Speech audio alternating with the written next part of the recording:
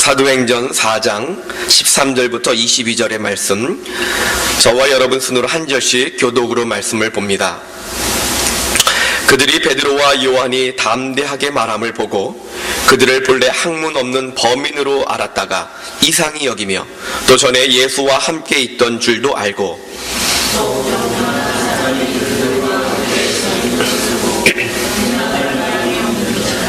명하여 공회에서 나가라 하고 서로 의논하여 이르되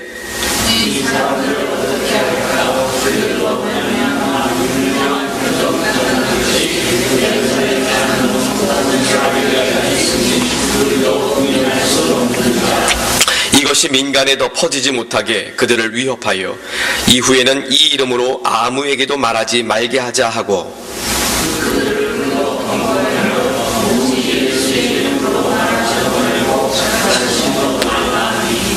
베드로와 요한이 대답하여 이르되 하나님 앞에서 너희의 말을 듣는 것이 하나님의 말씀을 듣는 것보다 옳은가 판단하라.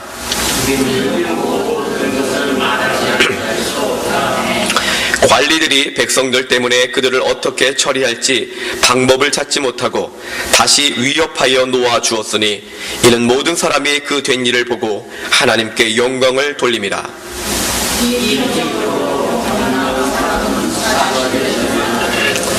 아멘.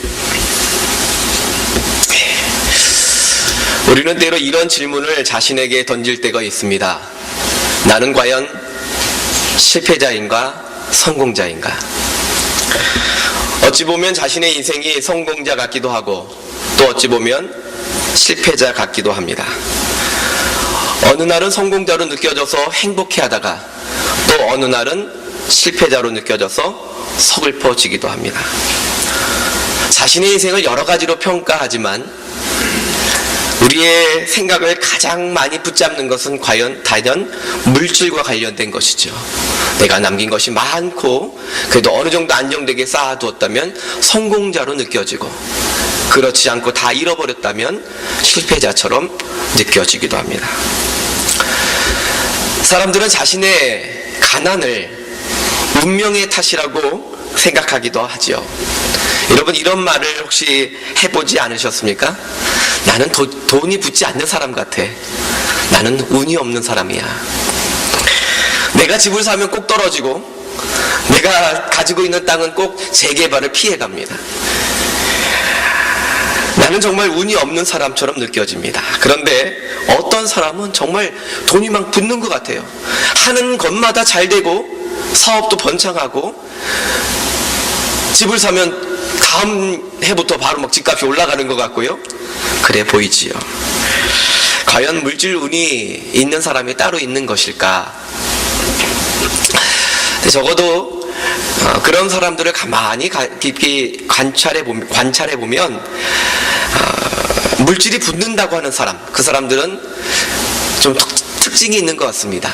돈에 대한 남다른 어떤 그 감각 그리고 관심 그리고 그것을 이루기 위한 최적화된 어떤 성격과 능력이 있는 사람들이 대부분이라는 거죠. 열심히 살아가는 우리에게 가장 혼란을 주는 것은 불이한 방법으로, 즉 사기를 치고 남의 것을 남을 이용해서 잘 살아가는 사람들을 볼 때입니다. 저렇게 살면 정말 잘 살 수 있을까?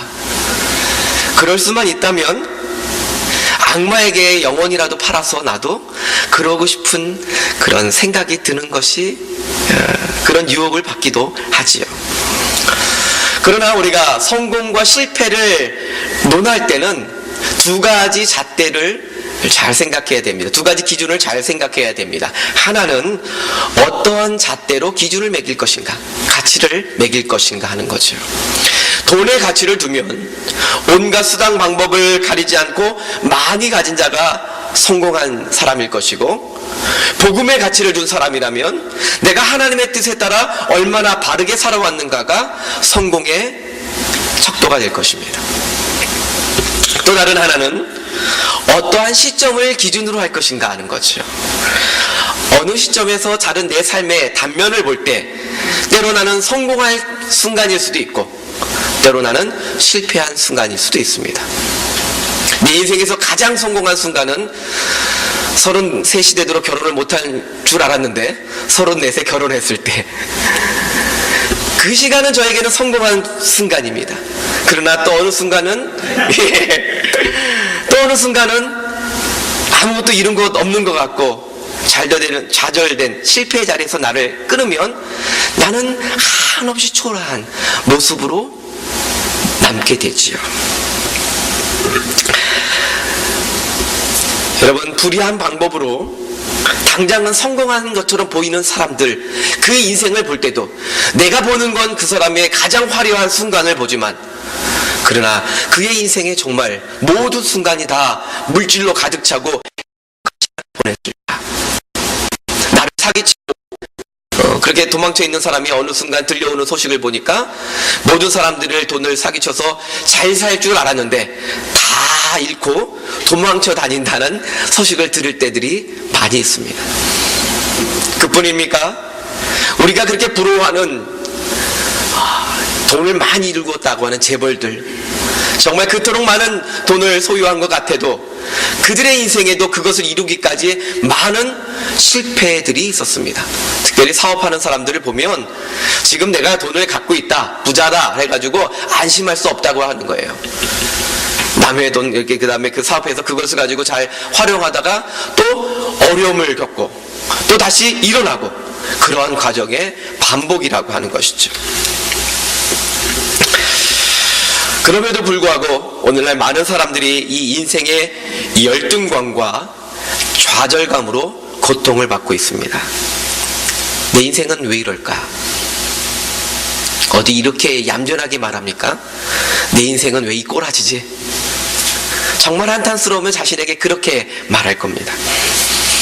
그러나 아직 나의 인생에 남아있는 사람이라면 단순하게 성공과 실패를 말할 수 없습니다. 내 인생이 정말 끝나는 마지막 때, 그리고 정말 올바른 잣대를 비추어서 나는 과연 성공자인가 실패자인가, 나는 과연 정말 웃을 수 있는 사람인가, 여러분 그것을 그려보시기 바랍니다.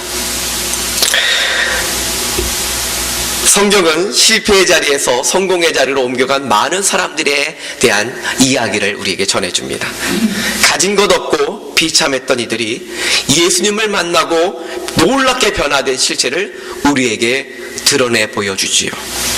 오늘 사도행전을 말씀을 보았는데, 사도행전 4장 13절 말씀을 우리 다시 한번 같이 읽어보겠습니다.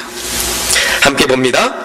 그들이 베드로와 요한이 담대하게 말함을 보고 그들을 본래 학문 없는 범인으로 알았다가 이상히 여기며 또 전에 예수와 함께 있던 줄도 알고 그랬습니다. 여러분, 베드로와 요한이 누구입니까? 예수님의 제자들이죠. 사도죠. 그러나 그 이전에 그들의 본래 신분이 뭐였습니까? 저 갈릴리에 살던 어부였어요. 당시에 갈릴리에 산다는 그 말만으로도요, 충분히 그들의 수준을 가늠할 수 있는 대명사입니다. 저 사람이 갈릴리 출신이야 라고 말하면 그들은 당연하게 배운 바 없고 가진 바 없는 사람들이라는 평가를 내리게 된다는 거죠. 지금 이 종교 지도자들, 유대 종교 지도자들은 베드로와 요한을 보고 놀라고 있습니다. 그들을 뭐라고 보냐면 본래 학문 없는 범인, 무슨 죄를 지은 범인이 아니라 평범한 사람, 그 얘기예요. 학문 없는 자로 알았어요. 그것을 단번에 알아보았습니다. 그런데 이 앞에 보면 그들이 대중 앞에서 연설을 합니다. 그리고 그 연설을 들은 사람들이 그 연설에 감동을 하고 그 말에 동조를 하고 그들이 전하는 그 도에 따라서 믿기로 작정을 합니다. 그 수가 남자만 5,000명. 그것을 보고 놀라지 않을 수가 없었던 것이죠. 자, 이 일이 무슨 사건 뒤에 일어난 일입니까? 오늘 이 앞부분의 사건을 잠시 우리가 살펴보면, 이 사건은, 이 일이 일어나게 된 배경은 3,000명이 회개한 이후에 일어난 두 번째 놀라운 베드로의 설교 설교를 둘러싼 일입니다. 사도인 베드로와 요한이 평소대로 예루살렘 성전에 기도하러 올라갔습니다. 늘 가던 길이지만 그날따라 유난히 어떤 사람과 눈이 마주쳤어요. 평소에는 이 베드로와 요한의 허름한 옷을 보고 관심도 두지 않던 한 거린이 있었습니다. 그런데 그날따라 우연히 그들을 유심히 쳐다봅니다. 그리고 그들에게서 무언가를 갈구합니다. 여러분, 구걸을 해도 저 사람이 돈 있는 사람인지 돈 없는 사람인지, 또 돈이 있어도 돈을 나에게 베풀 사람인지 아닌지를 잘 분별해야 헛수고하지 않고 수입을 많이 늘릴 수 있겠지요. 40년 동안 이 구걸을 하던 사람은 거기에 이미 도 같은 사람이에요. 그래서 매번 올라가지만 베드로와 요한에게 관심조차 두지 않았어요. 그런데 이날은 웬일인지 그들에게 눈이 갔어요. 그리고 이들과 눈이 마주치죠.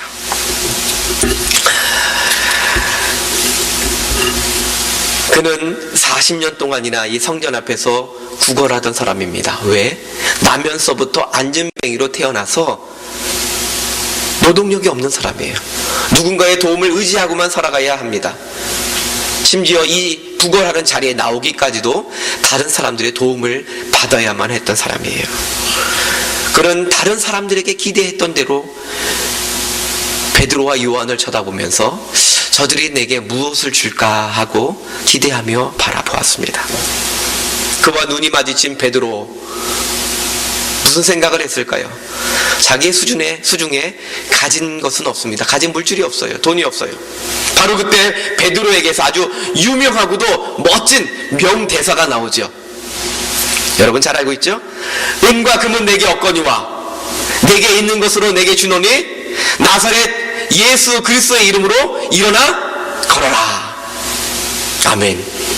여러분도 나사렛 예수 그리스도의 이름으로 일어나 걸으시기 바랍니다. 베드로와 요한에게 있었던 유일한 것은 물질이 아니었습니다.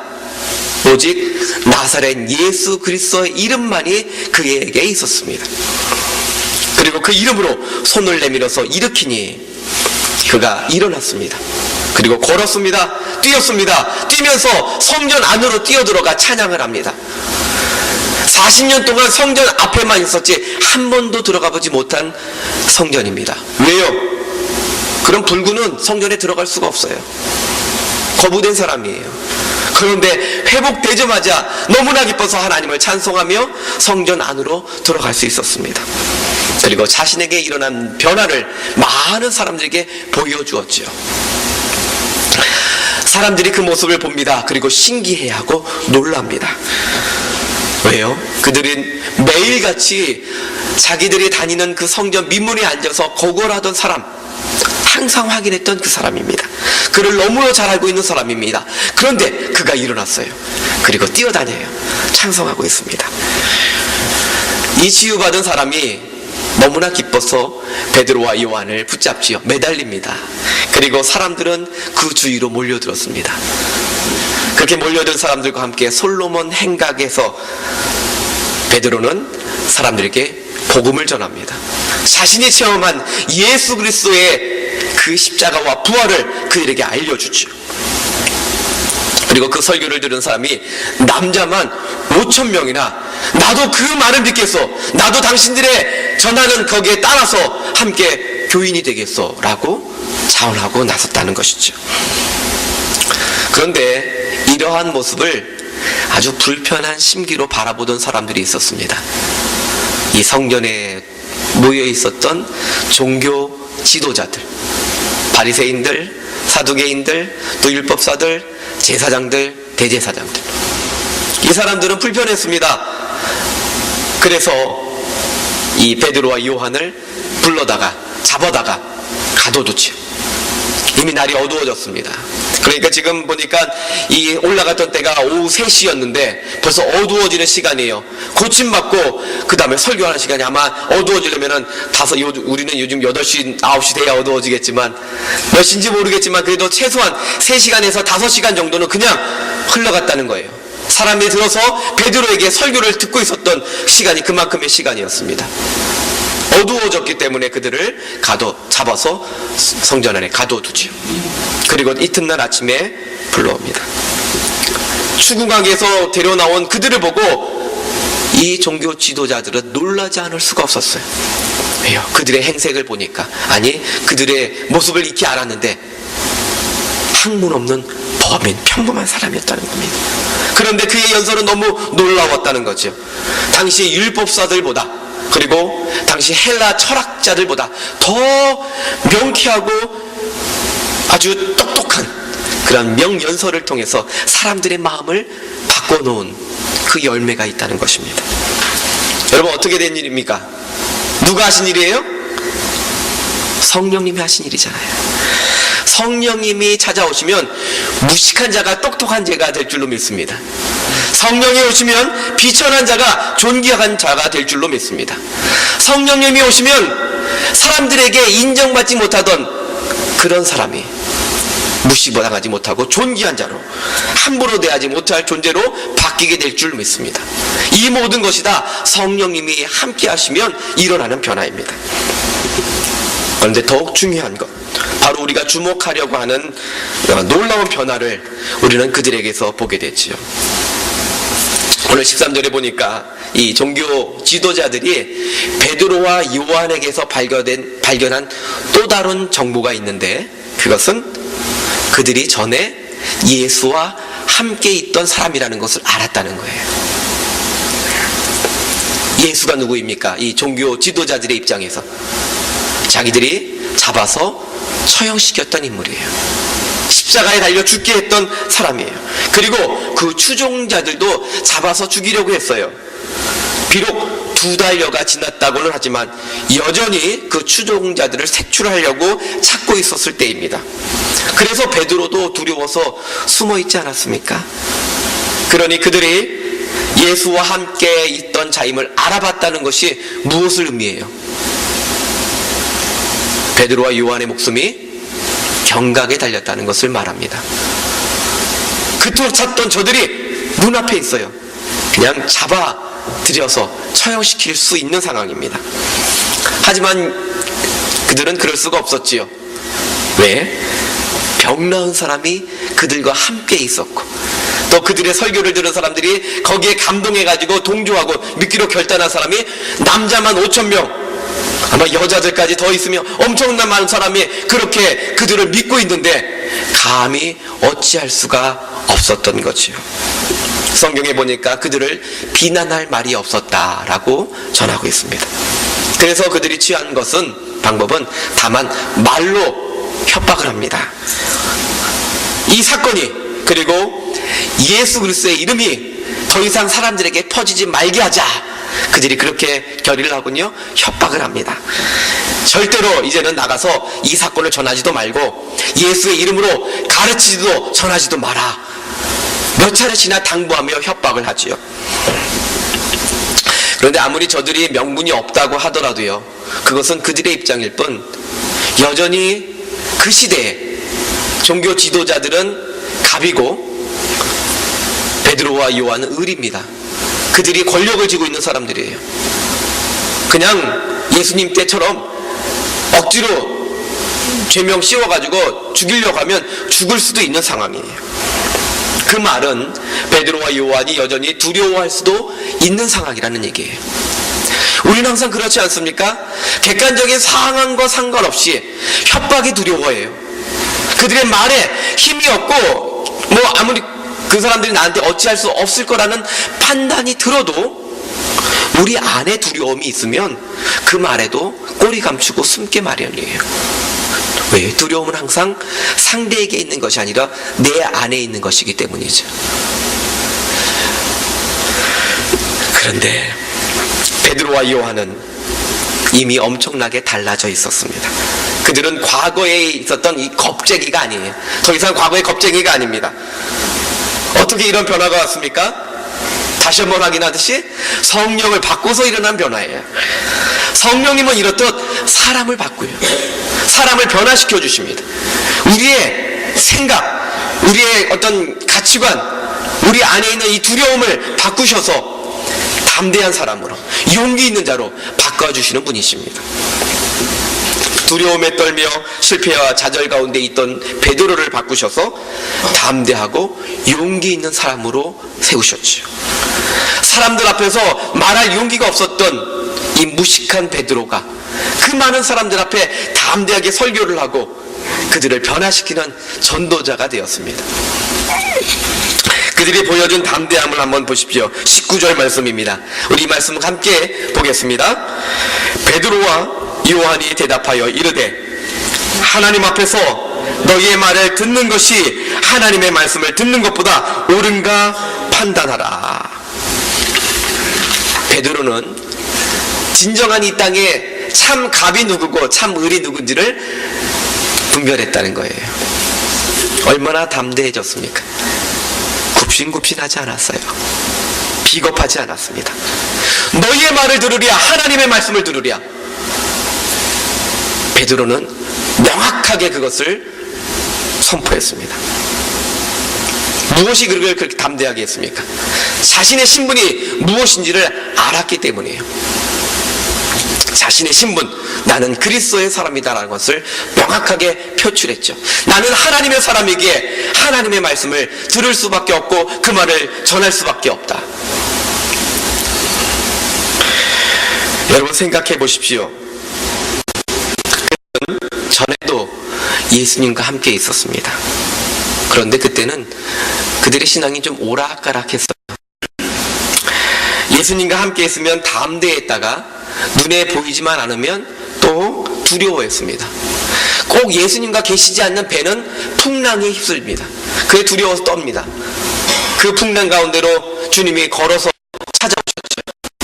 예수님과 함께 있어도 예수님이 주무시기만 하면 바람과 파도가 두렵게 합니다. 거기에 두려워 떠는 모습들이었습니다. 예수님 앞에 있을 때도 멋진 고백을 했다가 또 인간적인 생각으로 예수님을 실망시키기도 했습니다. 자신은 절대로 주님을 배신하지 않는다고 호언장담했다가 당장 눈에 보이는 칼 앞에 두려워서 주님을 3번이나 부인했던 모습들이 바로 이 베드로의 모습이고 제자들의 모습입니다. 더군다나 부활하신 주님을 만나고 해도요, 그들은 두려워서 다락방에 숨어 있었던 사람들입니다. 이것이 다 성령님을 만나기 이전의 모습이에요. 자, 이것을 어떻게 이해해야 할까요? 예수님과 함께 있었지만 그때는 아직 제자들의 내면이 변화하지 않았다는 거예요. 예수님을 만나고 예수님을 가르침을 듣고 함께 있었지만 그것이 그 가르침이 단지 그들의 머릿속에만 들러갔다 나왔다 하는 상황이었다는 것입니다. 예수님을 알아가는 과정이었지 아직 예수님과 온전히 하나 되지 못했습니다. 그들이 두려움이 없어지고 담대하게 된 것은 성령님이 그들에게 오셔서 임하시고 변화된 그 이후에 나타난 현상입니다. 이것은 오늘날 성도라고 하는 우리의 모습과도 일치하지요. 예수 그리스도를 통해서 구원을 받고도 우리는 때로 여전히 두려움 가운데 있습니다. 때로 주님을 모른다고 부인할 때도 있습니다. 내가 정말 하나님을, 예수님을 그렇게 구주로 고백하고 구원을 받았다면 어떻게 그런 모습을 보일 수 있는지 참 안타까운 삶을 살아갈 때가 있습니다. 온전한 삶으로 믿었다고 구원을 받았다고 바로 내 삶이 온전한 삶으로 드러나지 않는다는 거지요. 우리가 예수님을 고백하고 구원을 얻는 것은 우리의 입술과 머리의 고백과 결단입니다. 우리의 의지죠. 그것으로 고백하는 순간 우리는 구원받습니다. 그때부터 우리는 시작이에요. 그러나 아직 그 시작에도 성령님을 받기 전까지는 그것이 열매를 맺지 못해요. 그렇지, 우리 내면의 변화가 일어나고 우리의 삶으로 드러나기 시작하는 것은 성령님께서 우리에게 찾아오셔서 우리가 하나님을 내 안에 모시고 살아가기 시작할 때, 그때서부터 우리는 비로소 온전한 변화가 나타나게 된다는 것입니다. 그러나 여러분, 오해하지 말아야 할 것이 있습니다. 이 말이 예수님으로 부족하다는 말이 아니에요. 예수님과 함께 있었는데도 그들이 변화되지 않았다는 말이 그러면 예수님만으로 부족한가? 이런 말씀을 드리는 것이 아닙니다. 성령님의 특징이 무엇입니까?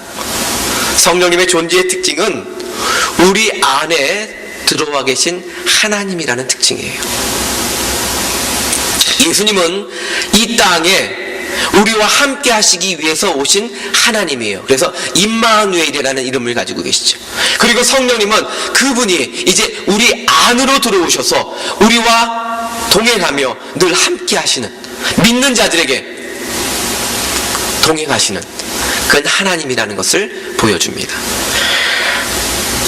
그리고 그분이 오셔서 우리에게 하시는 일은 우리에게 이미 주셨던 예수 그리스도의 가르치심, 그것을 다시 한번 기억나게 하고 그것을 따르게 하는 것이요. 삼위가 한 분이신 하나님은 우리 안에 거하신다고 하는 계시죠. 그 모습으로 바로 성령 하나님이라고 하는 이름을 주신 것입니다. 따라서 우리가 성령을 받았다라고 하는 것의 가장 기본적인 이해, 그 표현은요, 하나님이 우리 안에 나와 함께 하신다라고 하는 거예요. 그래서 우리 안에 계셔서 우리의 연약함을 도우시기도 했고 우리를 근본적으로 변화시키기 시작하세요.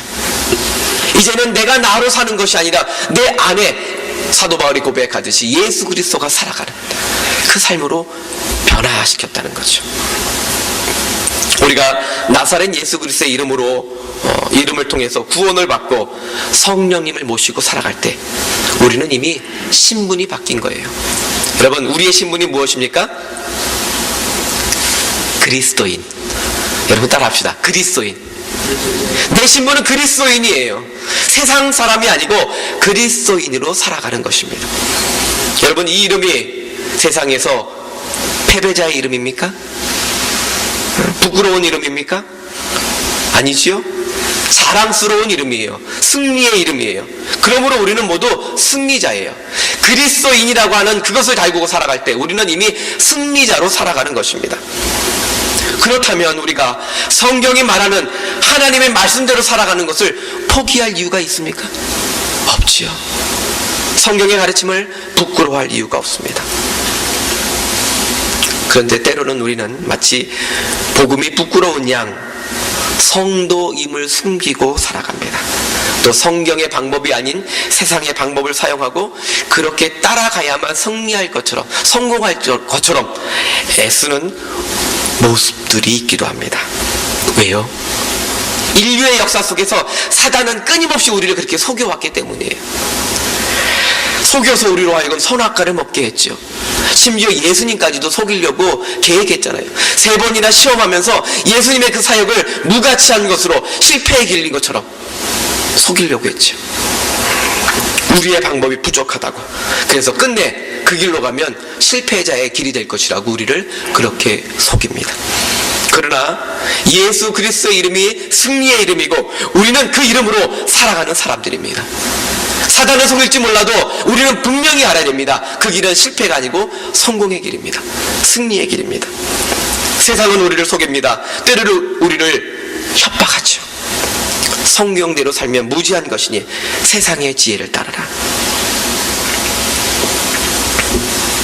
설사 우리가 이 땅에서 성공을 보지 못한다고 할지라도요, 과거에 하나님의 길을 따라 걸었다가 순교를 당했던 순교자의 길처럼, 그것이 진정한 승리의 삶인 것처럼 우리도 그 길을 걸어가야 합니다. 오늘날의 순교는 여러분 어디서 찾을 수 있을까요? 물론 지금도 선교하러 갔다가 순교당하는 일이 있을 수 있습니다. 그러나 이 시대에 정말로 우리는 순교의 삶을 살아가야 됩니다. 여전히 내가 발을 딛고 살아가는 이 자리에서 우리는 순교를 해야 할지도 모릅니다. 이 땅에서의 성공이라고 하는 속임수에 대한 순교, 물질과 성공 이런 것을 따라가는 그것에 대한 죽음, 설사 이 땅에서 내가 실패자가 된다고 할지라도 세상의 가치로 볼 때 그렇더라도 우리는 그 길을 포기할 수 없습니다. 그 길을 가야 합니다. 이것이 바로 순교입니다. 여러분 확실히 믿으십시오. 성령님을 모시고 살아가는 우리는 이미 승리자입니다. 성공자입니다. 우리는 성령님으로 인하여 변화된 사람들이기 때문입니다. 과거에는 어땠는지 몰라요. 과거에는 베드로처럼 저 학문 없는 자, 가난하고 무식하고 아무 가치 없는 무가치한 자였는지는 모르지만 지금은 바뀌어서 베드로처럼 예수 그리스도의 이름을 담대히 전하는 전도자가 되었습니다. 승리자가 되었습니다. 우리 역시 마찬가지입니다. 모든 그리스도인들은 베드로와 마찬가지로 사도입니다. 이제 우리 안에 가둬놓은 패배의 자화상을 버리고 성령님이 바꿔주신 새 사람을 입으시기 바랍니다. 성령 하나님은 이미 우리 안에 들어오셔서 이미 우리 안에 새겨놓은 하나님의 형상을 끄집어 내어주시는 분이세요. 그동안 세상 죄로 인해서 덮여지고 그래서 그 흔적을 잃어버렸던 감춰진 하나님의 형상, 그것을 조각하셔서 아름다운 형상이 드러나게 하십니다. 우리를 담대하게 하시고 우리를 지혜롭게 하십니다. 우리는 더 이상 실패자가 아닙니다. 패배자가 아닙니다. 우리를 속이는 속임수에 귀를 기울이지 마시고 성령님의 음성을 들으시기 바랍니다. 그리고 하나님의 길을 택하시기 바랍니다. 나사렛 예수 그리스도의 이름으로 선포하는 그러한 전도자가 되시길 바랍니다. 우리 앞에 반드시 승리가 주어질 것입니다.